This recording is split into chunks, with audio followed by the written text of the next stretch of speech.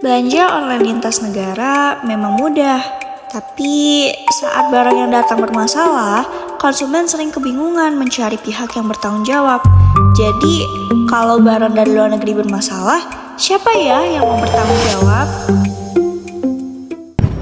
Hai guys, jadi di video kali ini kita nggak cuma bahas soal belanja online biasa aja loh, tapi soal transaksi e-commerce lintas batas situasi ketika konsumen beli barang dari penjual yang ada di negara lain lewat platform digital. Kedengaran sih simpel ya, tapi dari sisi hukum justru itu banyak banget problemnya. Nah, apalagi kalau barang yang datang nggak sesuai, seller susah dihubungi, refund juga susah, dan platform bilang mereka cuma perantara. Gimana tuh? Nah, dari situ muncul tuh pertanyaan penting. Apakah platform bisa lepas tangan begitu aja? Atau justru platform juga punya tanggung jawab hukum terhadap konsumen? Nah, makanya biar lebih kebayang, jadi mulai dari simulasi kasus terlebih dahulu. Stay tune! Oke guys, jadi ceritanya aku mau beli sesuatu barang dari platform luar negeri. Katanya sih kualitasnya bagus dan harganya itu jauh lebih murah. Sebentar ya, aku mau scroll dulu. Aku nemu nih, bagus lagi. Harganya juga murah. Aku pesen deh.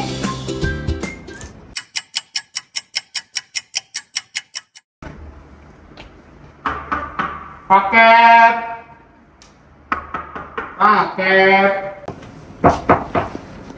Iya, Ada paket ke atas nama Eca ya? iya betul mas.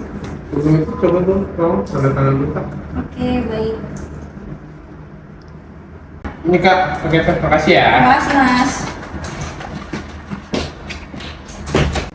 Paketnya udah sampai guys. Kita unboxing kali ya. Kalian penasaran nggak? Boleh kita unboxing sekarang ya. Paketnya ini ya. Di foto warnanya pink. Kok yang datang beda? Coba aku lihat dulu deh.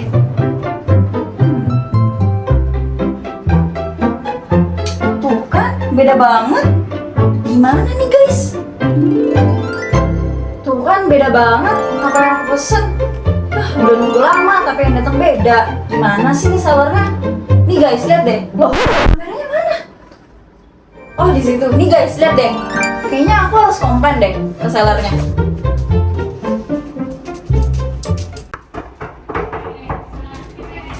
Aduh, siapa sih yang foto-foto?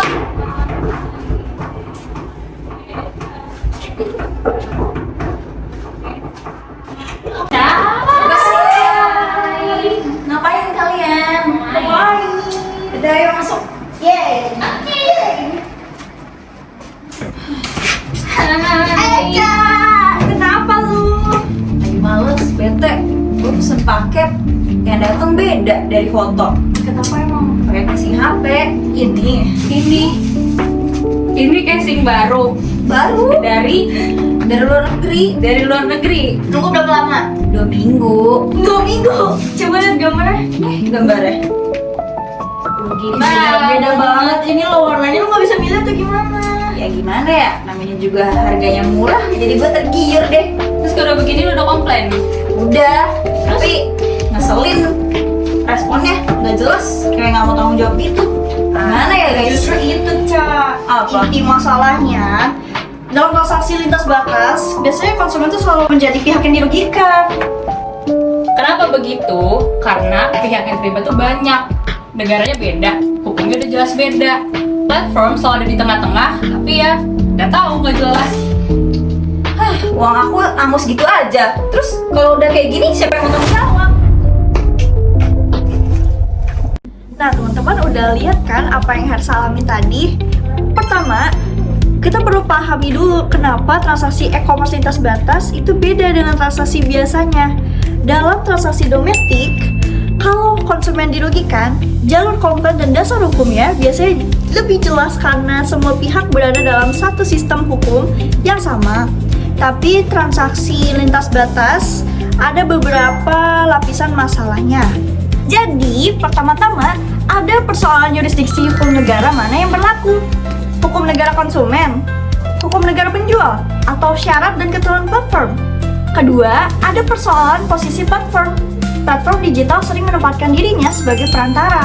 Padahal dalam praktiknya, platform bisa mengatur tampilan produk, sistem pembayaran, promosi, algoritma pencarian, bahkan mekanisme sengketa. Ketiga, ada persoalan akses pemulihan. Konsumen sering kesulitan menuntut penjual di negara lain. Akibatnya, platform justru menjadi pihak yang paling dekat dan paling mungkin dimintai pertanggungjawaban. Karena itu, pertanyaan soal tanggung jawab platform menyangkut seberapa serius hukum melindungi konsumen di ruang digital. Lalu apakah semua kawasan hukum itu memandang tanggung jawab platform dengan cara yang sama?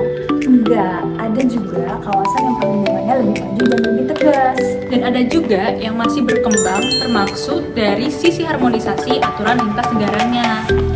Oh, jadi makanya kita bandingkan dua kawasan Uni Eropa dan ASEAN. Betul. A few moments later. Kalau kita lihat, Uni Eropa perlindungan konsumen dalam ruang digital relatif lebih maju dan lebih sistematis. Ini karena Uni Eropa membangun rangka hukum yang memang menempatkan konsumen sebagai pihak yang harus dilindungi secara serius, termasuk dalam transaksi online lintas batas.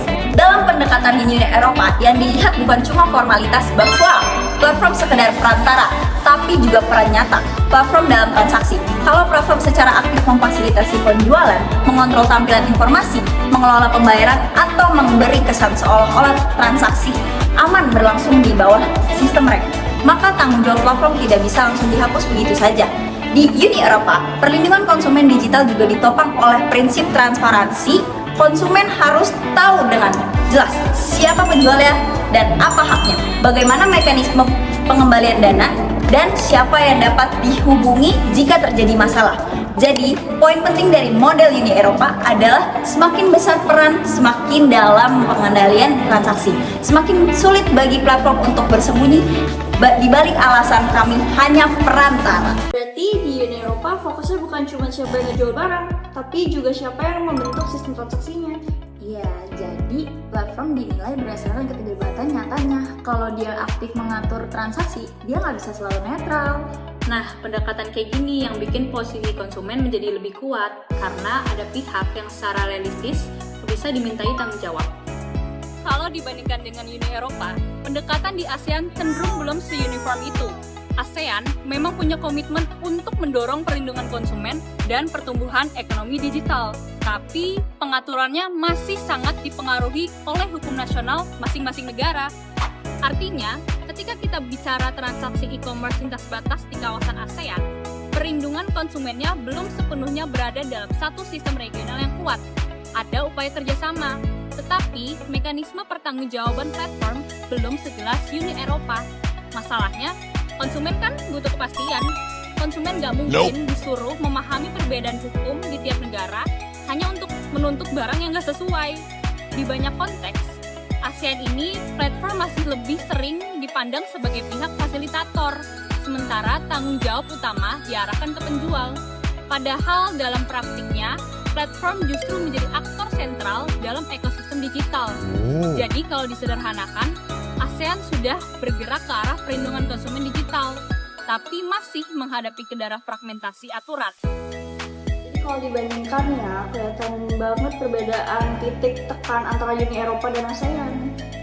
Betul, Uni Eropa cenderung melihat bahwa dalam ekonomi digital, platform bukan lagi pihak pasif. Karena itu, semakin besar pengaruh platform terhadap transaksi, semakin besar juga alasan untuk membebankan tanggung jawab hukum. Iya, sementara di ASEAN problem utamanya ada di ketidaksamaan pengaturan dan belum kuatnya mekanisme regional. Jadi perlindungan konsumen masih sangat bergantung pada negara masing-masing. Padahal ya, dalam transaksi lintas batas itu konsumen justru butuh sistem yang cepat, jelas, praktis. Konsumen juga nggak akan efektif terlindungi kalau setiap sengketa itu harus dibenturkan ke persoalan negara, jurisdiksi, dan juga batas tanggung jawab yang kabur. Nah, dari situ bisa dilihat bahwa model Uni Eropa lebih responsif terhadap realitas e-commerce modern karena platform diposisikan sebagai aktor yang juga harus menanggung konsekuensi dari sistem yang mereka kelola. Iya, sedangkan ASEAN masih punya pekerjaan besar untuk menyamakan standar perlindungan, memperkuat kerjasama lintas negara, dan memperjelas kapan platform bisa dimintai tanggung jawab. Jadi dari pembahasan ini kita tuh bisa lihat bahwa persoalan perlindungan konsumen dalam transaksi e-commerce lintas batas sebenarnya bukan cuma soal barang rusak ataupun barang palsu. Masalah yang lebih besar adalah siapa yang bertanggung jawab. Ketika sistem digital yang dibangun, platform justru menempatkan konsumen pada posisi rentan.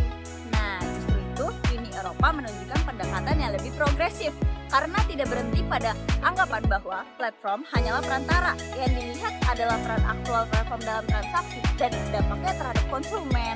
Sementara itu, ASEAN sudah bergerak ke arah yang sama, tapi masih menghadapi tantangan harmonisasi aturan, efektivitas penegakan, dan kejelasan mekanisme pertanggungjawaban platform. Jadi, menurut kami bertiga, ke depannya perlindungan konsumen digital itu nggak cukup hanya menuntut itikat baik dari penjual.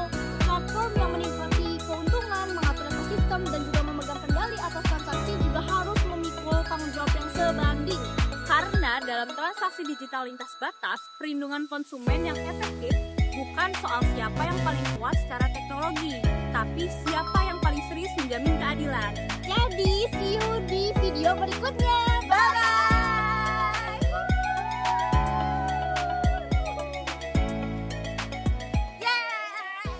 Kan. Mana lagi? Gue sampai dulu.